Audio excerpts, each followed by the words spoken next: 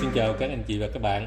Hôm nay chúng ta cùng tìm hiểu hai cái dạng toán mà học sinh hay làm sai và các em nhầm lẫn với nhau liên tục. Thì cái dạng một là cái dạng chia một số cho một tích có hai thừa số. Cái phép tính như sau.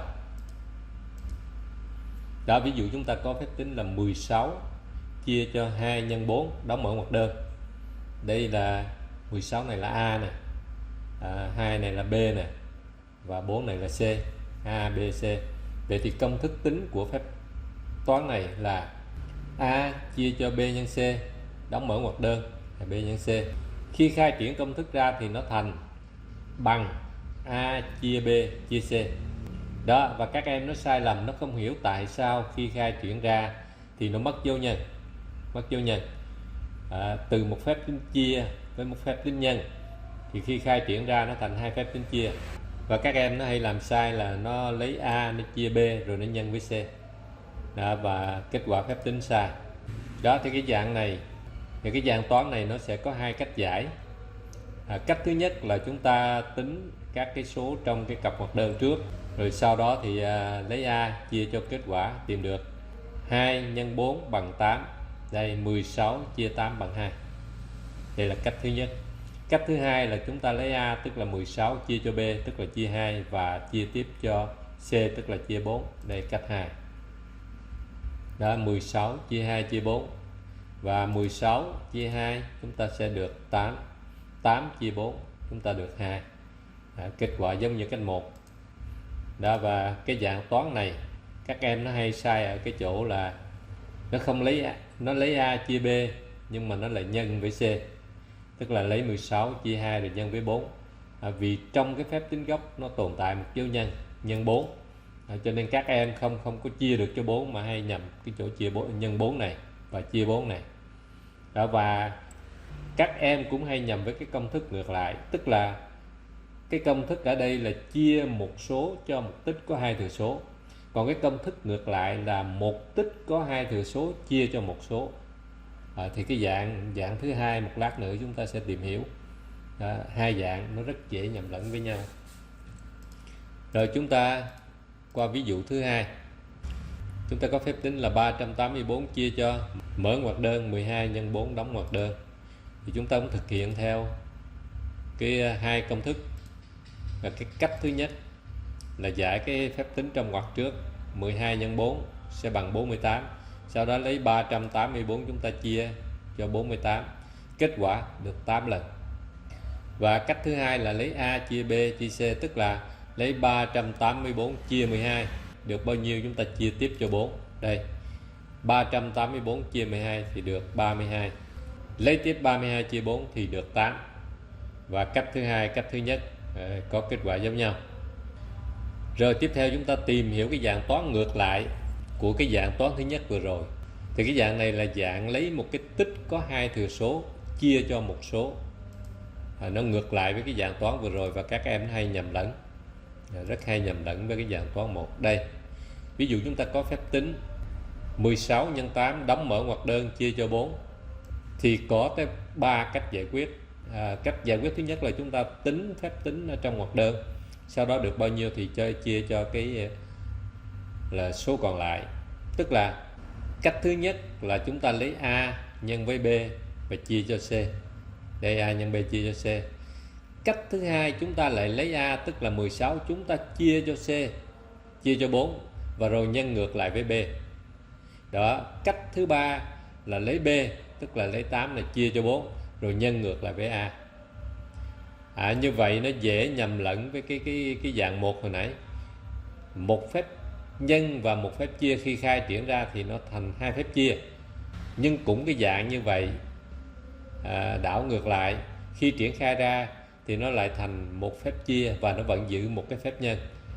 A chia C nhân B hoặc là B chia C nhân A. Như vậy thì các em nó sẽ hay nhầm lẫn là nó lấy A chia C rồi nó chia tiếp cho B, hoặc là nhầm lẫn là lấy B chia C rồi chia tiếp cho A, nhầm với cái dạng toán số 1. Rồi chúng ta tìm hiểu về cả ba cách giải cái bài toán này. Đó, cách thứ nhất là giải quyết cái bài toán trong ngoặc đơn trước. 16 nhân 8 đóng mở ngoặc đơn chia 4 thì 16 nhân 8 16 nhân 8 sẽ bằng 128. 128 chia 4 bằng 32. Đây lấy 12 chia 4 được 3, lấy 8 chia 4 được 2. Ở cách 1 chúng ta có kết quả là 32.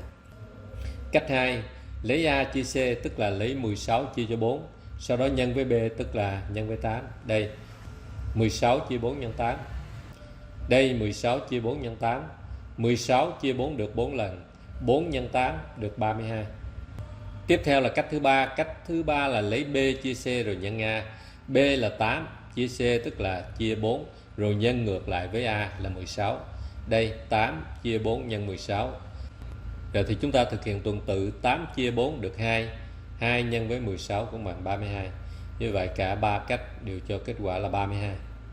Đó, và cái dạng này rất dễ nhầm lẫn. Cái dạng 2 này nè rất dễ nhầm lẫn với dạng 1.